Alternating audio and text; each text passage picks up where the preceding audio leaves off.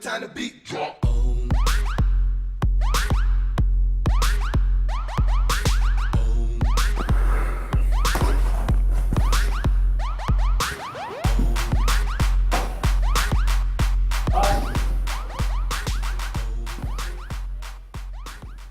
Hey! Thank you so much for tuning in. You're watching Save and Continue. We're coming to you live from the lovely Inravio studios in the beautiful state of New York. And we're talking about the internet, games, the movies, all that fun stuff that we do every week. So much this week. You said it this time. I did. Which means it's actually real. Yeah. Because I say it every week. But this time, we actually I was writing notes at a point. He came with notes. I know. It's in my phone right now, so if I do it to check it, we'll see. No one has context for that. Believe me, that means there's quite a bit of information. Notes. Anyway, my name is Kyle. That's Frankie. You're tuning in at 7 p.m. Eastern Standard Time. We're live on Twitch and Ustream, Inravio.com/live. Visit through there. Roll under. You're early. What's up, dude? Good to see you so quick.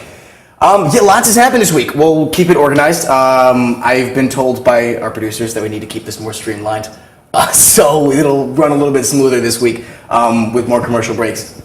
Gotta pay the bills. Have you been playing anything new? Are you been obsessed with anything new? We'll go with games first because we got a plethora of mediums to cross this week. Well, I've been making it my intention to play something right now. I haven't really had the time, but I want to play the new survival mode of Fallout 4, which finally came out. Oh, yeah. And it seems like, just from viewing everything that I've seen so far in gameplay, it seems like it's the Fallout 4 that we should have gotten to in the very beginning, just from the get-go. And that's what I was hoping for. So it's kind of unfortunate because I'm definitely not going to have the same amount of time to play through the whole game again. Especially in survival mode, because that's no way in hell. Time-consuming, in the best way possible. And it breaks my heart because I really wanted to experience the game for the first time like that. Yeah. So I am going to be looking to play that soon. But as for what I am doing right now, I got back on Halo 5 today for the first time in a while. Oh, wow, okay. The new update for Halo 5 just came out today. Yeah. Memories of Reach. So it's kind of like harkens back to Reach. Anything Reach. It's kind of a letdown because it wasn't nearly the update I think they could have made it, considering that Reach was the big pull and the theme of this. I've asked this like 5 times, but I still don't fully understand. Oh, hey, Agent Bemp, how you doing, bud? Yeah, what was the update? Like, because you were like, there's skins from Reach and maybe maps. Like, what were you getting? Like, it's the armor. What were you expecting? What I was expecting was something a little bit more noble. Something a little bit. Is that a pun? Yeah. Is that a pun? Something a little bit more extensive and just like with more care to why fans love Reach so much. I mean, yes, they put in the Noble Team's armor pieces, which already were kind of existing in the game, a couple of them, and they didn't put one Reach map in, which was weird. So, like, I think at this point, for the past few months, it's been a hot topic that I was talking about how I think 343 has been stringing us along with content that really hasn't had any kind of substance. Agreed. Considering that the previous Halos had huge map packs that everyone was usually satisfied with, and each little portion that we've gotten monthly now, it seems like I could finally reach a point where I'm confident in saying that 343 really has not delivered on Halo 5 as a whole game. The gameplay, again, amazing, but if this is really the content we're getting, since we're pretty much towards the end of getting the free content in just a month or two. That quick? Well, it came out in October. Oh, you keep forgetting that. It came out, yeah. Like it came out so recently. It did. It came out in October, and all this content that they've come out with, I feel like should have been in the game. Infection's finally back, and I gotta say that Infection was done well. They added scary music when you're actually playing, which is funny. No, it sounds crazy, but like that's what I've always wanted that, because when you make Infection maps, it adds that extra layer of atmosphere. Oh, for sure. You know what I'm saying? It's interesting that you're saying this, because it seems like the big selling point of this was, at least for you, Forge, and you kind of Infection. You mean for what the for Halo as a whole, or this update? This update. This update, it was Infection that was the selling point. Infection came out great from as far as I could tell. They added great Forge items to add that horror flair to the map. The dead bodies, sound effects. Actually, Forge is better than ever now as of this update. Problem is that I wish this stuff came out months ago, because Too little, too late. Too little, too late. Yeah. And because I wanted to finish the RE map, because for those that don't know, I was recreating Resident Evil, the mansion, Spencer's mansion in Halo 5's Forge, as I did in Halo Reach. And I'm even just thinking, like, listen, it seems like they're still trying to hit their stride here. They're adding a lot of good stuff in there, because there's good stuff in this. Sure. It's just that it's too late for me. We're already, how far into Halo 5's life cycle, and I'm kind of burnt out from it already. So Halo 6, who knows? Maybe I'll build it again then, because I learned a lot from even just diddling around in Halo 5's Forge. It never really seemed like Halo 5 hit it in any like section. Like, there's so many reasons you could play Halo, from the esports community, like highly competitive, to the Forge community, to the custom games community, to the Infection community, and it felt like whereas Halo in the past years had hit all of those strides like beautifully, and like that's why I kind of liked Halo so much, because it brought a community of such like different players. You could play Halo in like 10 different ways correctly, with Griffball and Infection. And custom maps. Let me stop you there. It feels like nobody with Halo 5 got what they wanted. Listen, Halo 5's campaign is bar none the best Halo gameplay I've ever witnessed in my life so far. Is it campaign? No, gameplay. Oh, it is a gameplay. So gameplay-wise, since like I said, Halo 2 is my favorite Halo. Halo 5 completely replaced it as far as gameplay goes. Sure. It's that, everything that else. More of a shame. But that's the thing. Halo as a package. That's what Halo is about to me. It's not just the gameplay. It's the campaign. It's the extra modes such as Firefight and Forge that really makes it a complete package. And there was just so much lacking right from the get-go. And I was just giving 343 the benefit of the doubt. Like, hey, maybe these guys will really provide content monthly that will be even greater than what you would have anticipated from just the very beginning. Sure. But if there's any indication, especially with the Memories of Reach, which, for God's sakes, it's Memories of Reach. There's so much stuff they could have done with this. Doesn't sound like an update. They didn't update. There was barely anything. What do you mean? They added Infection, so without with that said, they added a lot of cool stuff that I almost wish I was continuing on my map for, because they added textures for the blocks now. The blocks don't look like boring blocks anymore. Really cool. Just really cool stuff. But it is what it is right now, and I don't know. I don't think I'm going to finish what I was making. Oh, World Hunter says I want to get Halo Wars 2. I do too, actually. Yeah. Really? It's been confirmed. Oh, wow, I didn't know that. You didn't see the trailer? I'm not an RTS guy. I don't follow that stuff a lot. Dude, it's still cool. It's legit. Actually, now that it's brought up, Halo Wars 2. Actually, I definitely have some hype for it. I keep forgetting it's coming out. I knew nothing about this till just now. Oh man, Halo Wars is definitely it's a very accessible RTS. But it has so much flavor to it. It's so much everything. The music, the music and the art, though. Like everything, it's Halo at its best, as far as again a complete package. How was Halo Wars the original's campaign? Because I feel like with this kind of setup, you could really tell a story. Oh no, it was good. Halo Wars campaign was fun. It was co-op, which was amazing. Yeah. So it was challenging in some points, and the narrative actually wasn't half bad. That's what I mean. I feel like with that kind of concept, like you could focus on so many things. No, it was an original story. It was it was a spin-off story. It was an offshoot that actually has significance in the lore. Like big universe. Let's see it. It was way better than Halo 5. We'll get into it. But that's why I'm so excited about Mass Effect abandoning Shepard. Well, and we're going to talk about that. We will. But they're ass. abandoning Shepard, and it's like I got no problem with that, because it's this big, beautiful world. Yeah. Why follow this one dude the whole time? Exactly. So it'd be a shame. And the cutscenes made by I think it was Blur Studios. That they did phenomenal cutscenes. They're famous for that. In Halo Wars. Yeah. Jeez. Oh God. Just listen. Just watch the cutscenes on YouTube. I'm dead serious. I wish I had a Cinematech type show. Gorgeous. Dude, the other day, I got in a rabbit hole that lasted like 3 hours of watching Cinematech videos. Yeah, it was awesome. Oh, it's amazing. World Hunter said Halo Wars was great, but wasn't it made by a different company? Yes, it was made by the now deceased Ensemble Studios. Oh, they were nice. Yes. Oh, Age of Empires guys. Guys. Wow, that was like my junior year of college. Was Age of Empires 2 in my apartment. The second one. And to be honest, I think they're in good hands now. I forget the name of the studio, but I don't remember being concerned. So we'll see what comes out of that. But other than that, also I tried watching Ant-Man.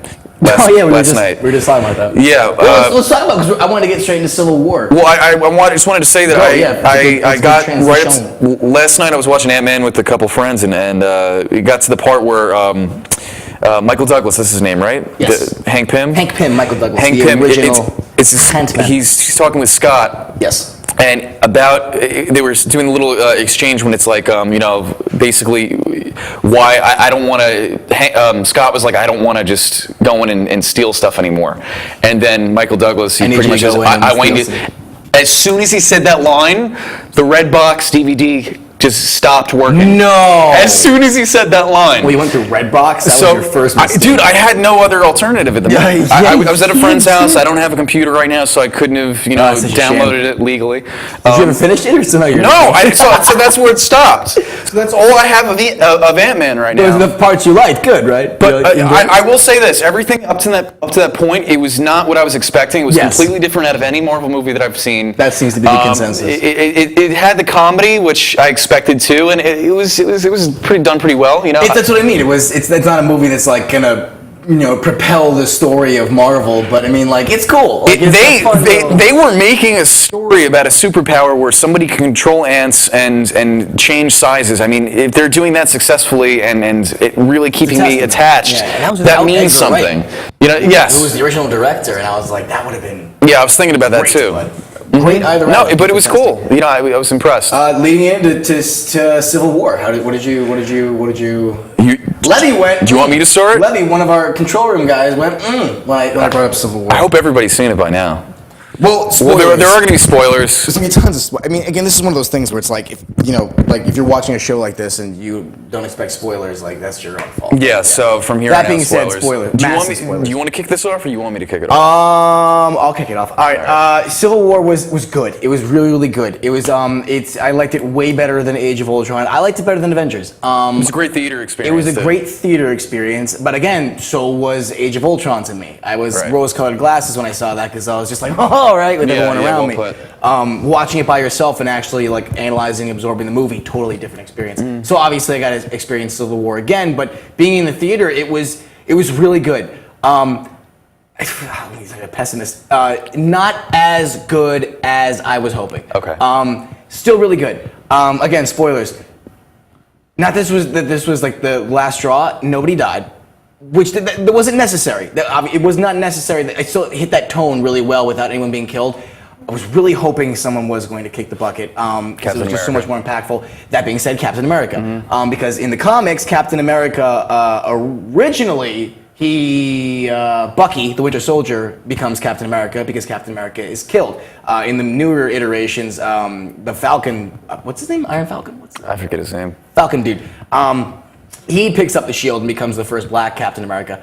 So I was really hoping. I'm at least happy that Captain America is now no longer Captain America. Like, that's basically one of the biggest complaints I had about this was the ending didn't change enough. Like, sure, there's a couple guys in jail, but there's Captain America ready to break him out. But Bucky at the end credits is with the Black Panther, and he's like, I should go away for a bit till this is fixed.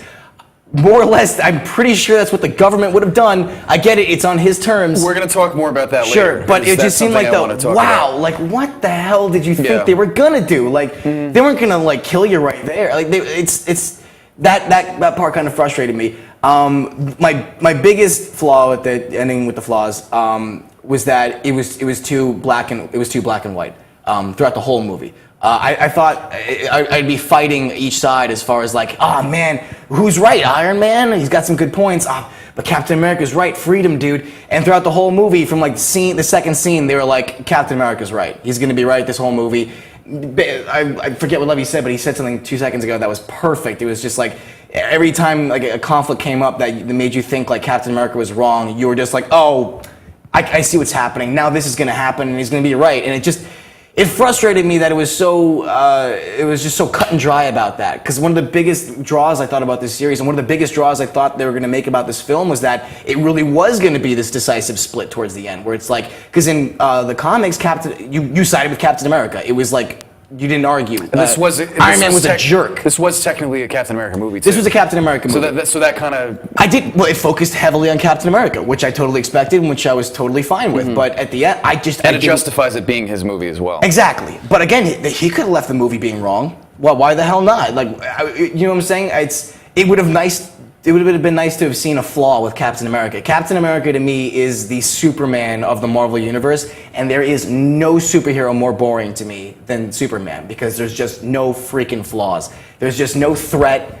he's too perfect, and it's like maybe that's why I enjoyed him so much more in the Avengers movie, because it wasn't totally 100% about Captain America, where this one was much more heavily fixated on him. Again, that's fine. It's a Captain America movie.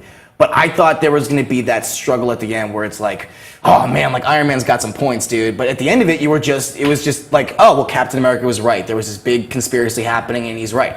And you had brought it up a couple episodes ago where it's like you shouldn't trust the government because Hydra was in it and stuff. Correct. And I totally agreed with that. And Winter Soldier and everything, all the movies leading up to that, gave Captain America this reason to distrust the authority. Captain America, Winter Soldier was 10 times more terrifying than this movie. That's why I liked Winter Soldier better. Because I felt like there was an actual threat in that movie where it was like, damn, dude, like, Hydra infiltrated, what's the name of the organization? Well, S.H.I.E.L.D. S.H.I.E.L.D. Like, S.H.I.E.L.D., for God's sakes. Like, you thought they were like the Avengers of the government. And that was, when you brought that up, I was like, oh my God, I didn't even think about that. That's terrifying. Because admittedly, I think I was already towards Iron Man. Because I prefer him as a superhero. But that being said, it was just it was so obviously Captain America, and it was like you don't understand. From like the first 30 minutes, they exposed like the hidden organization of the whole plot, and I was just like, I was really hoping I'd be sitting on the edge of my seat, leaving the theater, like, am I Iron Man or am I Captain America? And towards the end, it was just like the whole time it was like you're just rooting for Captain America, and at the end of it, I mean. People are open to their own interpretations, but I pretty much think it's hands down like Captain America was right. And that kind of bums me out. I thought the whole point of Civil War was the fact that both sides were justifiable, and that you could find a position on either side, or even better, you would jump back and forth. But it was just so clear to me. It's really subjective. That being said, the fight scenes were unfreaking believable. Let's focus on that point first. Like, it's very subjective. Person to person, because people have different views on authority. People have different views on government. Yeah. People have different views on security, freedom, everything like that. So me going in, I already was rooting for Captain America, as we were talking about. Which is fine. I was hoping I was going to leave with Captain America. I was also expecting gray areas, and I feel that we did get those gray areas. I didn't interpret it as being as black and white as you said it was, but with that said, I still felt at the end that Captain America was going to stand for what he believed in and eventually succeed because of it, or be right because of it. Prove something because of it. I guess. Because it was when, oh man. Well, you know what? In that case, he should have died. Well, this is the thing, and this is actually a point I'm bringing up from... Because that would have worked. There was a discussion that I was watching, Awesome Comics, from the guys at Awesome... Awesome... What was it called? It's like the Nostalgia Critic and all them. They were talking about Civil War, and a really good point one of them brought up was that if Captain America died, and he almost acted as like this martyr, for standing up for what he believed in, for freedom, for going against pretty much the bullies, the people who were in control. It would have set up a great reintroduction to Infinity War, because we know they wouldn't have kept him dead. They would have brought him back in some way if he died, because that's what they did. They ended up doing that in the comics, did they not? With the Infinity Gauntlet? Yeah, but they did a lot of things they didn't do in the comics in this movie. But I think if they did that, I think it would have been a cool setup. His death would have been a cool setup for the Infinity War movies, because they could have brought him back in a way where it made his death justified in this one. I agree with you. It would have been a cool segue. I don't think... They did it well. Yes. But it would have been a cool segue. I agree with you, Captain America should have died. I don't think they would bring him back to life because of the backlash that was Death of Superman. And then seeing the reaction of Batman vs. Superman in the films, I think Marvel at this point is pretty much like, you know what, we'll let DC handle the whole bringing superheroes back to life thing. Because that was a huge controversy at the time, because that basically made all superheroes up for grabs. Death was no longer a consequence. And I really hope they don't do that in Marvel, because then at that point, you already leave Marvel. My biggest complaint with Marvel movies is that you leave them feeling like the villains weren't a big enough threat. And so adding that to it would just be like, well, now I really feel like the superheroes are always going to win. The thing about death in Marvel Comics, as far as I perceived, because I'm not, like I said, I'm not a huge comic guy. You know, we've talked about this in the past, and I feel that death is kind of a theme, in comics, especially the Marvel comics. Like Thanos' relationship with death, in a very romantic, literal sense. Deadpool's relationship with death as he can't die. Same with Wolverine. So I feel like death is it's a common theme really in anything that you do, but especially these Marvel comics. Death, not rebirth. I think.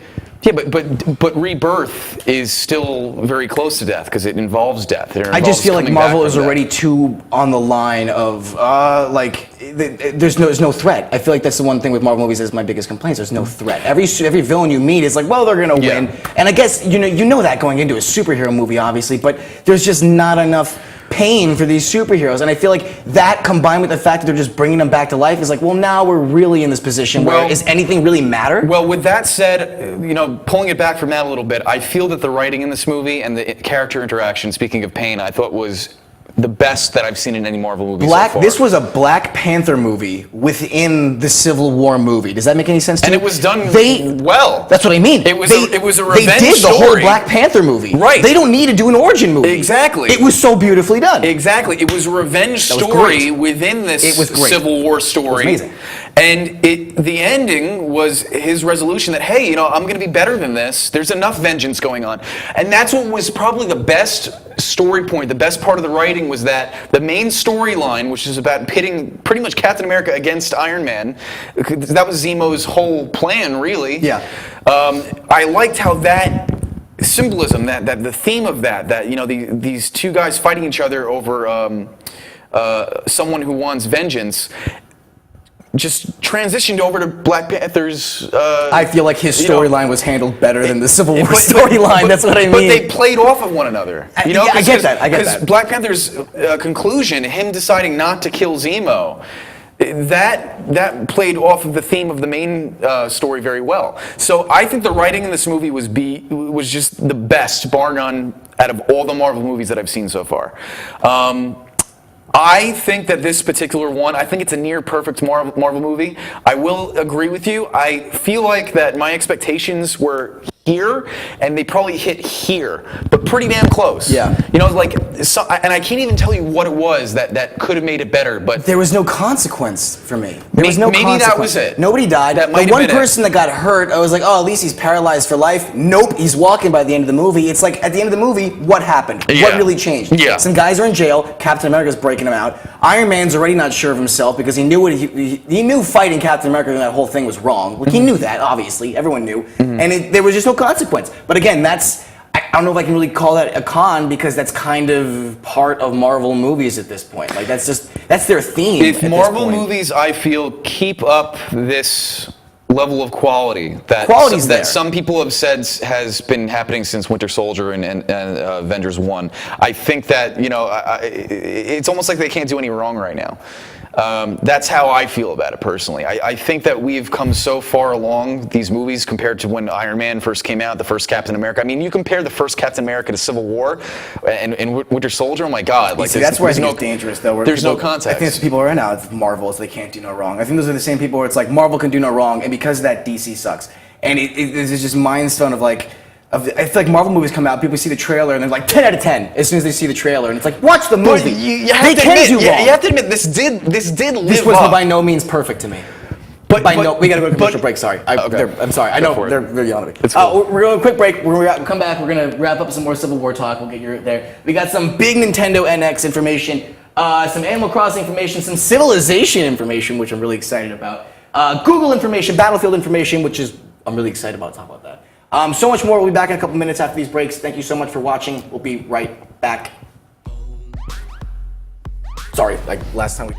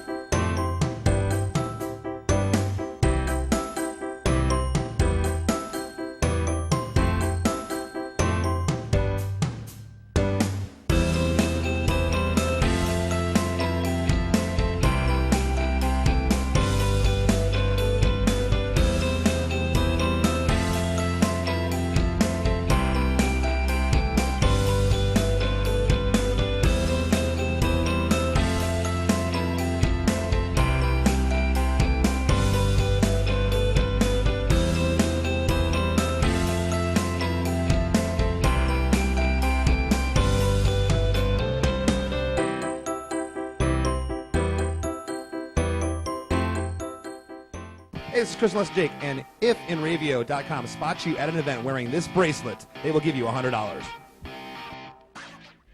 This is Joe Larson. You should check out the 505 on Racing Show live every Monday at 7 p.m. Eastern Standard Time, or catch us on video on demand anytime, 24/7, only on the Inravio TV network.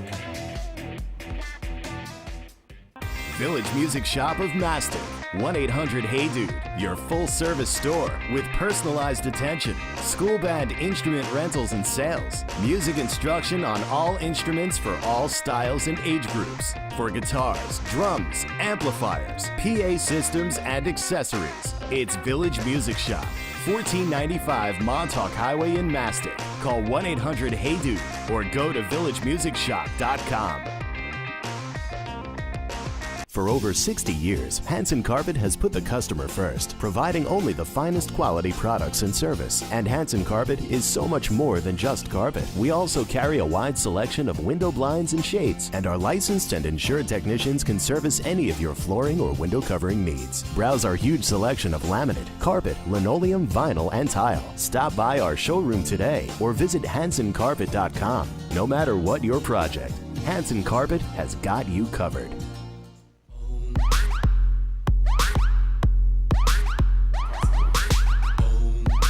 It's great. It's great. It's all great. Hey, we're back. Thank you so much for sticking around. World Hunter, thank you for modding. As always, you are beyond fantastic. Let's wrap up the Civil War talk. We talked about that for like 20 minutes. Final thoughts. Oh, we could talk about it for another We time, could, but we could. I know we can't. I still...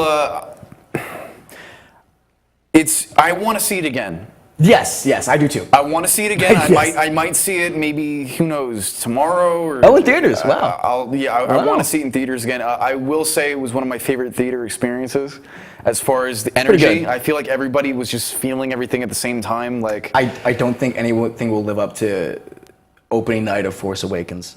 I don't know. I don't want to be biased on Star Wars, but that was just like... Yeah, I didn't get to experience that. But Sorry to bring that up, but- Yeah, so basically the writing, the action, I feel like is Great. This was on top of its game. I think no other Marvel movie has done the writing and action and the characters this well. I think the story flowed very well. I feel like the pacing was great. I feel like the story elements really foreshadowed other things effectively. That's really, to put out the big points. That's really it. As far as negatives, it's just be nitpicking. Yeah, no, I mean, again, I feel like if you love something, you analyze Yeah, it. but yeah, Black Panther, we were just talking about this between commercial breaks. Oh my God. He was the most entertaining to watch. By far. When he did that triple kick in midair in one jump. Jumping off Captain America's shield towards the bike. It's still replaying like a GIF in my mind. It's still like, it's just a GIF in my mind. I still call it GIFs after all these years. But I can't wait to see his movie because, like you said, there's not going to be an origin movie. It doesn't As need far as we one. can tell, 'cause and he it does doesn't not. need one. I would be upset if it was an origin movie Yeah. because I'd be like, you know what? They told it so. I mean, they wouldn't. They wouldn't. Yeah, and I'm excited for Spider-Man too. I mean, I'd rather have something Spider-Man new. made me leave people that are huge Spider-Man. The casting was perfect. Yes, not to like you don't understand. Yeah, I hate to be that guy, but for someone who's like a very big Spider-Man fan, I talk to other like Spider-Man fans where it's like kids that are just like this is like collected the trading cards growing up and stuff. Like watch the cartoon. Like I had pajamas of it.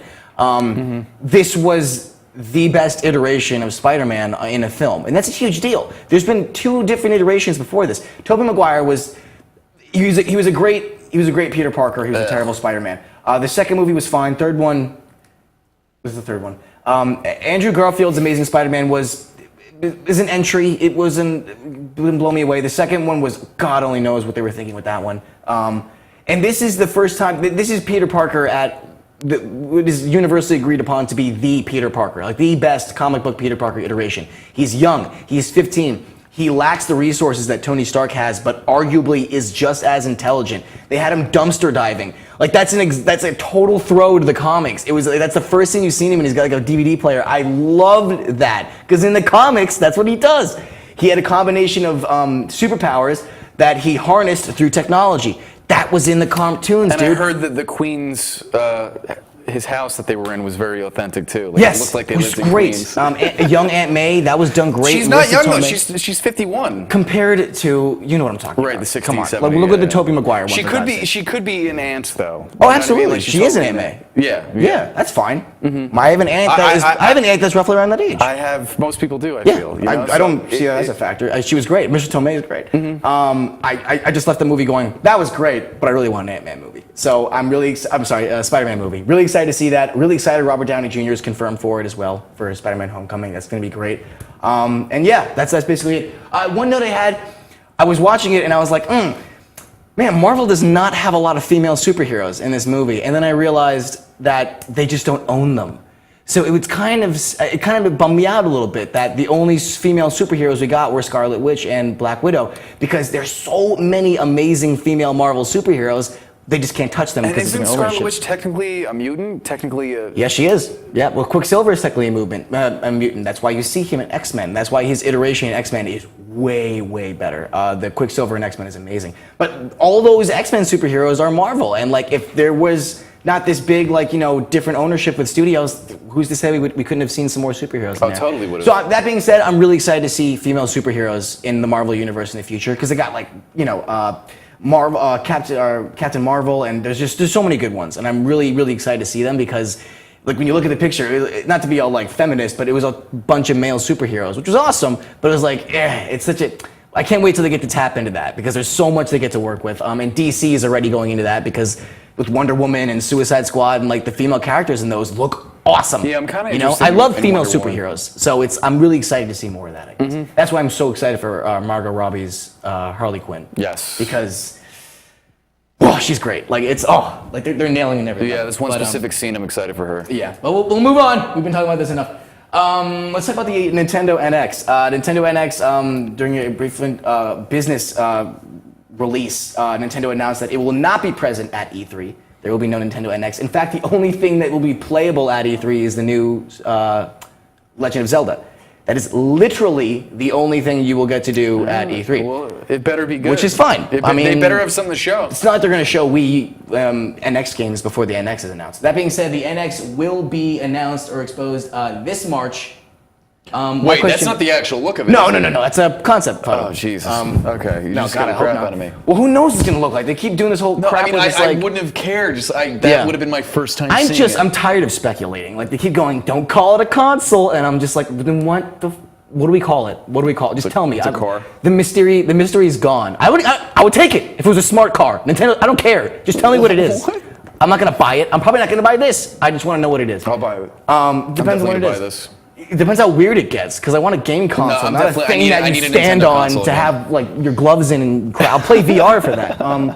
But yeah, March is coming out. My question is, they're more than likely not going to stick with NX. It's obviously the code name. What would you think the name would be? That being said, we've gotten the Dreamcast, we've gotten the Wii, the Wii U. I'm hoping it goes. I'm hoping it's the Nintendo. Wii U 2. Nintendo 65. The Wii U 2. The Wii U 2? I would love it if it was the Wii U 2. Just a big middle finger, like... I think we know you hate it. It rolls off the tongue pretty well. The Wii went over pretty well. Wii U was a title that everyone hated, so I would be so excited. The Wii U 2? I don't know. The Nintendo. I'm telling you, it's going to be the Nintendo. It's like we're friends on a couch, like you two. That's how Nintendo thinks. They're gonna bring the split screen to everybody. Well, that's how they think.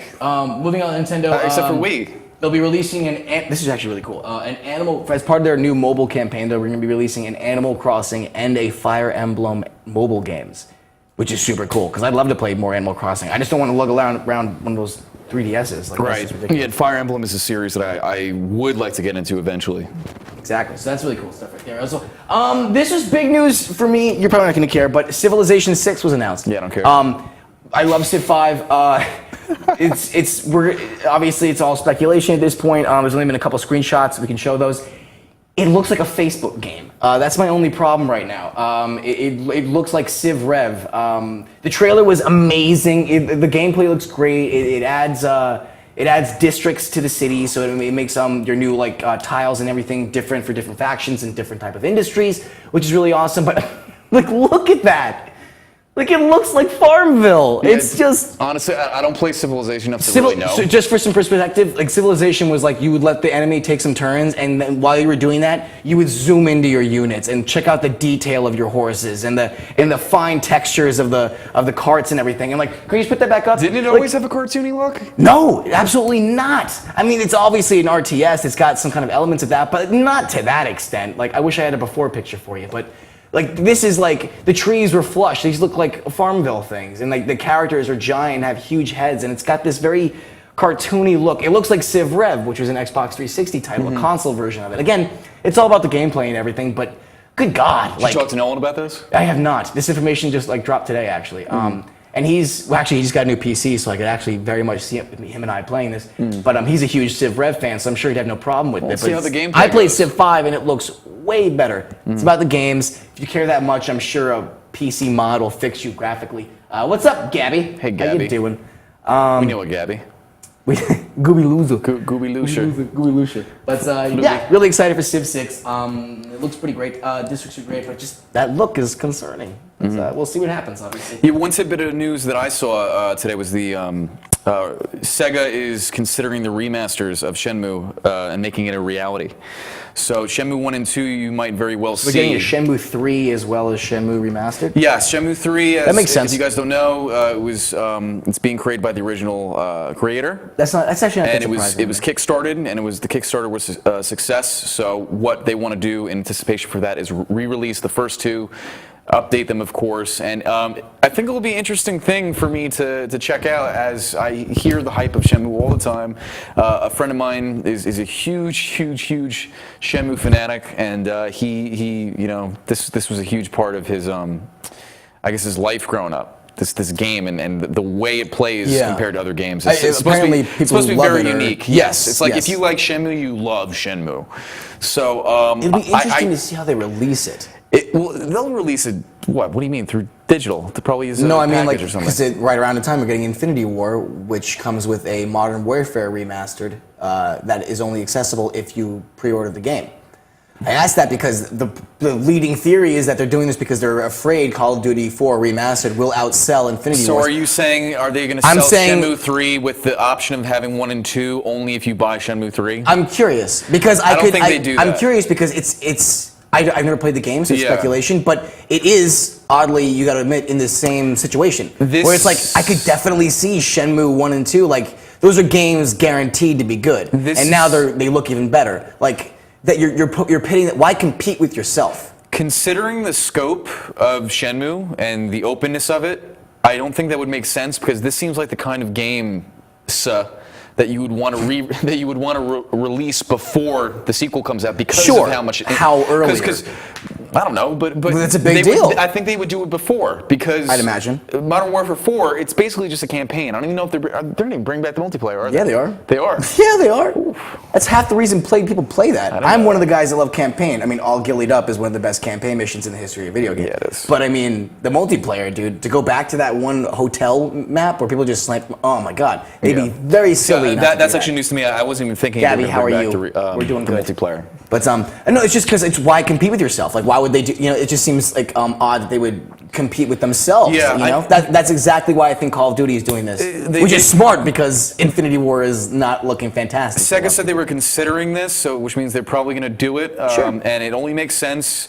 And it's just a matter of time right now. It's the same way Capcom teased Resident Evil 2, and they were pretty much teasing it for a good week until they finally made it. I think it'll come down to how long in between they release this with Shenmue 3, because obviously we are a long way off from Shenmue 3, so they got plenty of time. Yeah, I'm saying, but you'd need like a good couple month gap at least in between those releases so that people could stop purchasing one and purchase the other. Yeah, you know? I think considering we live in this world now, like it's just real. They're even considering it right now. I think it will be within the next year. I would definitely say within the next year. Sure. I mean, again, it'd be ridiculous not to sell Call of Duty 4 at least like 6 months after Infinity War comes out, because at that point, you're going to get those sales from Infinity Wars and then just make more with Call of Duty. Because I will absolutely be one of those people that picks up the remastered edition 6 months after Infinity War comes out, just to get that. I absolutely will. You've been saying Infinity War, and it was confusing the hell out of me at first. I thought we were still talking about Marvel. And it just, Infinite Warfare. It's the same crap. It just clicked right now. I know. It just clicked. That's a testament to how dumb that name is. I'm just nodding my head. I'm like, oh. It's a sad name. It's a really crappy name. It's a really sad name where it's bad. just like Infinite Warfare, where it's like, we've been fighting since yada yada, and we're going to keep on doing it. And it's just like, it's a testament to Call of Duty. We've been making these games, and we're going to keep on making them. They couldn't have been more creative with it. It's like they just throw, redemption and the reckoning. My theory is that they have these buzzwords on a list that they've been talked tracking about online. They're just like, Infinite's looking really sweet. Well, I'll slap that onto something like, Fire. That's half the names are created nowadays. But speaking of really awesome trailers, Battlefield came out with their trailer. There was announced Battlefield 1. It's World War I. I'm really happy. I'm really excited. The prophecy was true. I'm really excited. I can't count how many times I've said I want video games in new theaters of war. So that being said, I am so excited for this. I mean, we can scroll through some of the screenshots. The trailer looks amazing. It really looks like that gas is going to play a huge part in this game. Yeah, that was cool. I'm so curious to see how they're going to do it. I was really impressed by the look of that. Because World War I trench warfare is kind of slow, so I could definitely see gas as being one of those things that detrenches enemies and forces the game to progress, basically. Like, you're all camper. No camping is able. You're not able to camp in this game because you'll have mustard gas or whatever. I'm really excited to see how gas masks play a feature into this. Will that be something that you can load onto your character as a loadout? Will that be like an integral part of the game? Because I've been playing Metro 2033, and that gas mask is a huge element. Your air supply runs out, too much damage, it gets cracked, and it like depletes faster, and your vision gets impaired. I'm interested. I'm not gonna lie. Really, I'm kind of over the. I mean, look at that picture. This is a war that had a combination of horses, tanks that went 25 miles per hour, and dogfights in biplanes. Like, it's just. That's why I'm shocked no one's hit World War I yet, because it's just such a unique. It's raw. It's like, what other war has horses and tanks in it at the same time? Like, your bayonet was just as useful as your gun. Like, it's just such an interesting theater, and I'm so excited that we're not. Infinite Warfare looks cool, I guess, having space, but like no one's touched World War I. Like the only thing that would have gotten me amped up more than this is like Battlefield Vietnam, which you've already gotten and I loved. So it's really cool to see this kind of game in this kind of theater. Would you have liked it to have been World War II? I wouldn't have cared. I wouldn't have cared. Let's say you actually cared about Battlefield.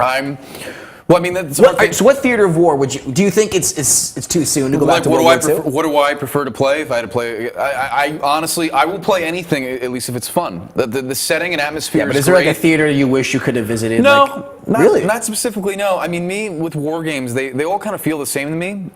So with a different coat of paint, so it really doesn't matter much to me. But I am interested in World War I because it hasn't been touched upon that much in games. And of course the grittiness of it, the chemical warfare that they use with the gas. They better go dark. That's all I'm saying. Yeah, it's definitely piqued my interest a bit. Including that I just really haven't indulged in a Battlefield game before. So this might be as good time as any to get into Battlefield. It feels like a good introduction to players who have never really, because it's a starting off point. Yeah, because I like how it feels more than Call of Duty. Call of Duty feels more arcadey to me than Battlefield. Battlefield has weight to it. Has some weight to it, exactly, and that's why I like Halo, because Halo has the same weight. Exactly, yeah. So it's kind of like an in-between area, And then of course the large scale battles, the feeling that everything that's happening around you is really happening around you. Like player controlled. Oh, massive battles too, like. The player size, I forget what it was, but I'm pretty sure it's like 64 versus 64. But that's really all I have to add to it, because again, the whole genre of war is just kind of it's nothing really too special to me anymore. I'm more interested, if anything, in sci-fi, RPGs, post-apocalyptic. Yeah, but those are all things wars can exist in. Right, but this is more. War is conflict. Yeah, but you're talking about more a theater of war, meaning a war that has actually has had a name and an actual thing. Right.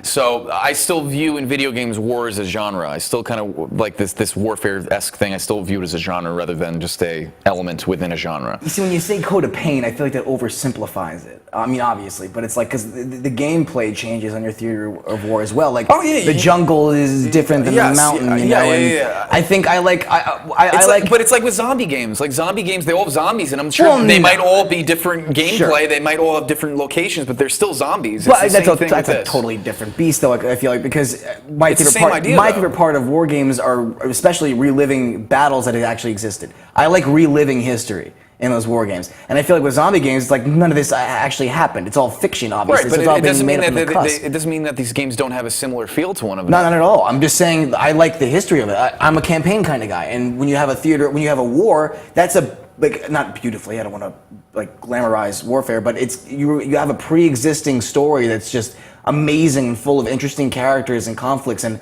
I like to explore those things. And Vietnam is just so interesting in the way it was handled, and World War I is like such a trenches from Right, jungle. but you're not playing this for campaign.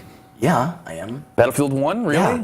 When was the last time Battlefield actually had like a good... Bad Company 2. Battlefield 3 wasn't even that bad. I mean, Battlefield has never been known for its campaigns. But That's why I'm saying. Yeah, but this is because I think Battlefield. This is the chance I feel like, for their campaign to shine. I feel like if there's any time since Bad Company 2, I heard they dropped the ball with Hardline. I heard Hardline's campaign was absolutely atrocious. yeah, Hardline sucks. I played that a bunch. Well, it was episodic. Yeah. Like they changed a bunch of things that were just like that wasn't a bad story. It was just a badly told story. You know, like there's tons of potential. And I'm saying World War I is like we're finally away because like what the hell was the difference between Battlefield 3 and 4? Like really, tell me a difference. There was none story wise.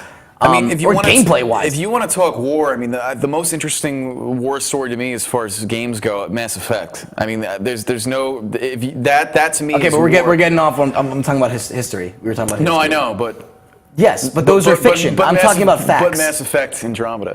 Great. Well, we'll talk about that right after we come back from our next break, which is our last break. I'm And down we'll for talk that. about Matt. We'll wrap up the show with that. But really, there's no other theater of war in history that you're like, we haven't played this. This would be kind of cool to. It's all the same to me. It's just different. Wow, that's depressing. Different. How's it depressing? You gotta learn more about wars. You're saying every war Sorry, is I the don't same. like war as much as you, Kyle. You're saying every war is the same. World War II, It Vietnam. is. You're fighting over the same stuff, pretty much. Power, resources. World War II, Vietnam, tomato, right? That Same crap, different toilet. Really. So sci-fi games are giantly different from each other? Sci-fi at least is a whole nother takes you to a whole nother place. Yeah, but like, it suspends your It's not like the differences between sci-fi games are that much different than from the wars. You know what I'm saying? Like I don't see a massive difference. I think we're talking semantics now. I think we're really just talking like. You're saying that no war is different from one another, and it's just like clearly you said it is. You said it yourself. War is conflict. Yeah. You could simplify it that much. There's an oversimplification. And that's why people want to end war because you don't want conflict anymore. So conflict is a story element a lot of the time. Yeah, what do you think Mass Effect is? It's all conflict. Exactly. Every video game is conflict. And that's why I mentioned Mass Effect. Well, you can't play a game without conflict. I mean, you can, but it's going to be a really weird game. So that saying that you don't like conflict is saying that you don't like any game that has a shooting in it. Well, I never said I don't like. You said war is conflict. I Oversimplified. like drama. I like witnessing drama. I like seeing characters interact in situations where maybe might make them feel uncomfortable or whatever. So it's to me when I play Battlefield, I'm not it's just whatever. It's a multiplayer game to me. I'm not in it for the narrative. I'm not in it for the history. I'm in it for the action. I'm in it for the gameplay. It sucks because Battlefield has told some great stories in the past, and they can. It's just a shame to give up on it. News to me. You never heard of Bad Company 2? Call of Duty 2, I will say this, Call of Duty 2's campaign, I thought was amazing. I actually was invested in the characters, so I'm not saying... Crap, sorry, we were going to break. I'm not saying it can't be done right, yes. But I'm saying I don't care. I'm not looking for the next Call of Duty or You'll Battlefield. never play another war game for its campaign? No. If it happens to be good, I will acknowledge it, and I will play it, and I'll be like, wow, that was a good experience, like Call of Duty 2. Call of Duty 2's... And that's what I'm saying. Battlefield 1 is setting up a fantastic story to be told in World War I. What other World War I campaign have you got? What context is that giving you? How do you know that there's going to be a fantastic story? We don't. We don't know with any game. Exactly. So I'm saying, but to give up on it and go, oh, it's a story about a war? Screw it. I don't want to watch it. It's the same thing I've seen every time. You denounce it immediately. If you show anybody that trailer, you would have no idea that there'd be a campaign or a story behind it. Good. I don't want to know the story. I don't want to see the story in the trailer. I want to experience it during the game. But that's my point. Yeah. That's why I'm playing it. Okay, we're taking a quick break. We'll come back. We'll talk about Mass Effect. But some big Mass Effect news. The information was leaked over the past week or so. We'll get into that. Super exciting. And we're going to wrap up the show. So thank you so much for sticking with us. We'll be back in a couple minutes. Stay with us.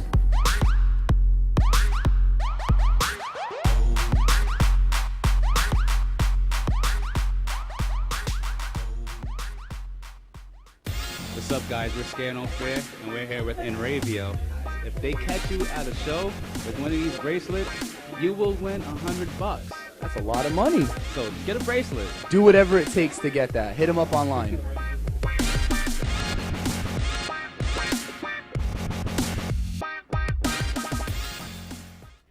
This is Joe Larson. You should check out the 505 on Racing Show live every Monday at 7 p.m. Eastern Standard Time, or catch us on video on demand anytime, 24/7, only on the Inravio TV network.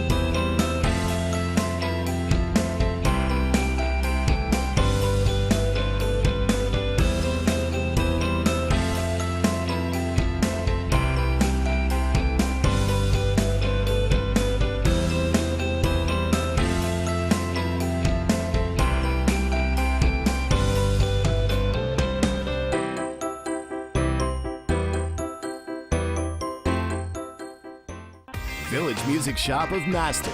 1-800-HEY-DUDE. Your full-service store with personalized attention, school band instrument rentals and sales, music instruction on all instruments for all styles and age groups, for guitars, drums, amplifiers, PA systems, and accessories. It's Village Music Shop. 1495 Montauk Highway in Mastic. Call 1-800-HEY-DUDE or go to villagemusicshop.com.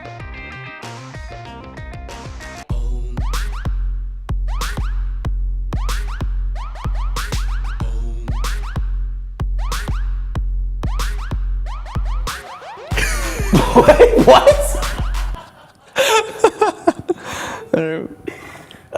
We get all. Of course, we get all the chatters in at the end of the show.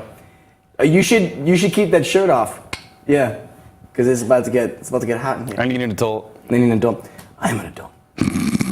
Thank you so much for watching. It is 7:53. Wrapping up the show right now. We'll end it with Mass Effect, because Mass Effect has released a statement saying that it's been delayed. Progress. Oh, shit. Been delayed. No, it's got a release date too. Yeah, but it's been delayed. That's all right. But my point, it was supposed to come out this year, and now it is coming out. I think they were estimating January. Early 2017. Yeah, well, Which I think I'm completely happy. in this statement they said January, if I'm not mistaken, and if I'm not mistaken, its original release date was a holiday of this year. So something like that. Like, what's the difference? It's like 2 months. You know? Every AAA title these days needs to be delayed at least twice. What's going on, bro? Talking about games and tech and stuff. Jump in. Yeah, I mean, it's a couple months. It's not that big a deal. And again, like, I think what everyone's comments have been saying is like, we'll wait as long as you want us to, as long as it pays off in the end. Yeah. I like the things they've been saying about like open space exploration and stuff like that. It's always felt like a feature Mass Effect was always destined for, which is cool.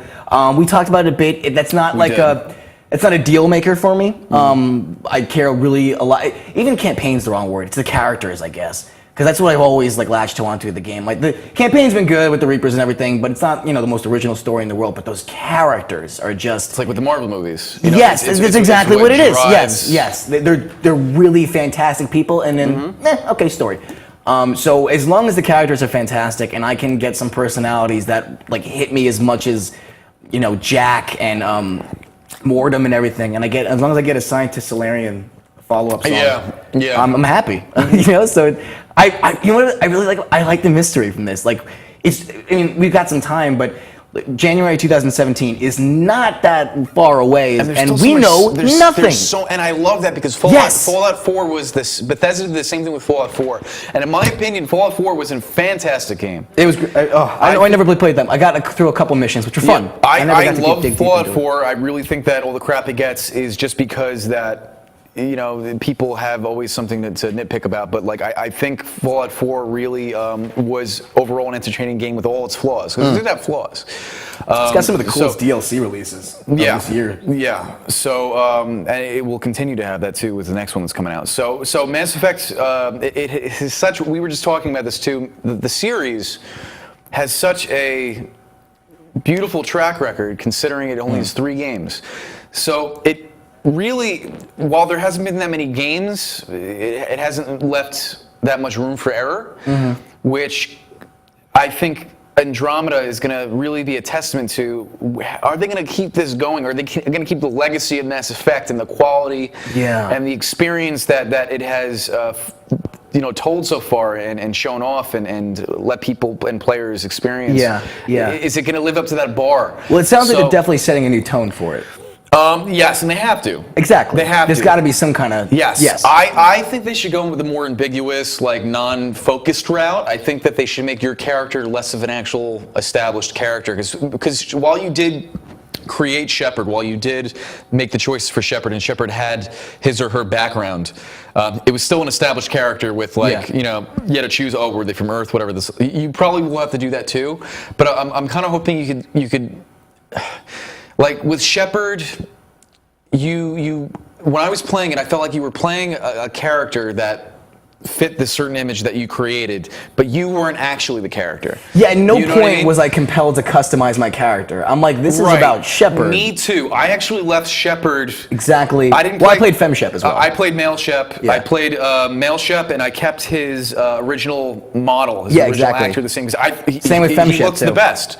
And, I got to think the redhead. And I viewed him as Shepard. Like, that is Shepard, Yeah. So I'm hoping Andromeda, you can make more view the player, the main character. I agree with that. And then, because if they're going more open, you might as well be more open in that sense too.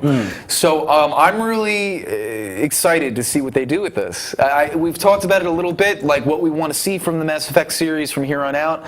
I personally want to see more interaction with multiplayer and co-op, and less of a single-player experience, while not sacrificing the single-player experience, if you get what I'm saying. No, I get what you're saying. So I don't think they're going to do it, but I could totally see them doing some kind of system where it's like you have a home base sort of for the game, and a hub, so to speak, and maybe a ship. Other players exist in that hub and can walk around and crap. But you go into your kind of like Destiny in a small, like, borrowing some of the gameplay mechanics from Destiny. Not all of them, obviously. God willing, I hope not. But just the parts that Destiny excelled at. I'd also like a campaign that, I wouldn't hate one that's a grand scale, but I kind of like to see a Mass Effect campaign where the conflict isn't on a universal scale. More localized. Yeah, like that DLC where you fight the stockbroker. What was that? Or the Shadow Broker? The Shadow Broker. I never got to play it. I watched like a Let's Play of it, but it was great. That was one of my favorite stories, and I'm like, good. I think it was because it wasn't the fate of the universe wasn't on the line. It was a segmented storyline, and I think that just kind of piggybacks on your hopes of it being more focused on the development of your character. I wouldn't mind if Andromeda feels like a bunch of DLC pieces together. Yeah, I think that's the direction they're going in, too. I don't know anything, obviously. I think that's great. Yeah, like I almost feel almost like Cowboy Bebop sort of thing, where you're like, you have a crew and you're doing these odd jobs. It really feels like that with the whole open world thing. Like, how could you not head in that direction with those? I think they should do that, and I have a weird feeling they are going to do that. And even the name Andromeda, which I think is very original, considering it makes it sound like a community. It's not redemption. It's not revengeance. It's not these weird names. It sounds like exactly. Like, will this game have an end? Do you know what I'm saying? Like, will there be an end goal to this game, or will it kind of just be like how there's like raids in Destiny, or Division has missions that are constantly updated, or maybe screw it, Hitman's doing episodic series and everyone loves it. Yeah, and I don't want episodic in my Mass Effect. Well, Hitman is different. So that works beautifully with Hitman. Yeah. But I mean, like in that, even having that kind of way you just said it is similar in that regard. Yes. So I would like that. I would like a story where there's no end goal, where it's just kind of like you choose those missions. Screw it. Maybe there's a loot system and you can replay those missions to get better loot on a harder difficulty or something, you know?